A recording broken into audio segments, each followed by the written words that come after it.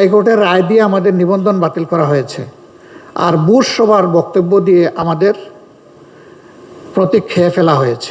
বাংলাদেশের জনগণের এই অ্যাসপিরেশনকে তারা রেসপেক্ট করবেন সবাই।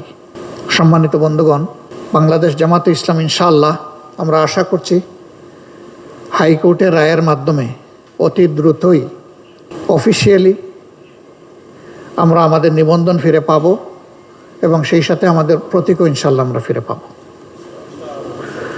দুর্ভাগ্যজনক, হাইকোর্টের রায় দিয়ে আমাদের নিবন্ধন বাতিল করা হয়েছে, আর বুশ সভার বক্তব্য দিয়ে আমাদের প্রতীক খেয়ে ফেলা হয়েছে।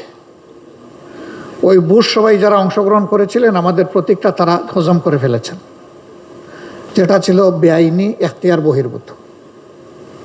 আর তখনকার নির্বাচন কমিশন নিজেদের দায়িত্বের কথা ভুলে গিয়ে একটা অন্যায্য পরামর্শকে তারা কার্যকর করে আমাদেরকে বঞ্চিত করেছেন। বর্তমান নির্বাচন কমিশনের কাছে আমাদের প্রত্যাশা তারা যেন তাদের চেয়ারের মর্যাদা রক্ষা করেন। আমরা কারো কাছে কোনো ফেভারিজম চাই না, কিন্তু কারো প্রতি কোনো ডিসফেভারিজম আমরা দেখতে চাই না। এখন যে কোনো ব্র্যান্ডের পুরাতন এসি বদলে নতুন ওয়ালটন এসিতে উপভোগ করুন 25% ছাড়। তারা যে জায়গাটায় বসেছেন এটা আমানতের জায়গা, সম্মানের জায়গা, বিশ্বস্ততার জায়গা এবং জাতিকে একটা ভালো নির্বাচন উপহার দেওয়ার জায়গা। আমরা আশা করব তারা তাদের সম্মান নিজেরা রক্ষা করবেন।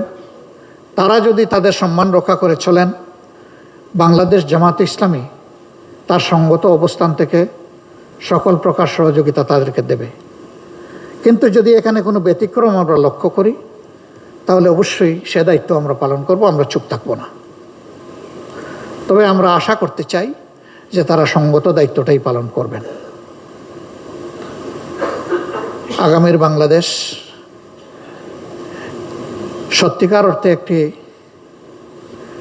গণতান্ত্রিক, মানবিক, দুঃশাসন এবং দুর্নীতিমুক্ত বাংলাদেশ হোক, সেটা আমরা দোয়া করি। যুব সমাজের প্রতি আমাদের কমিটমেন্ট, আমরা তোমাদেরকে এই দেশ গড়ার কারিগর হিসাবে দেখতে চাই।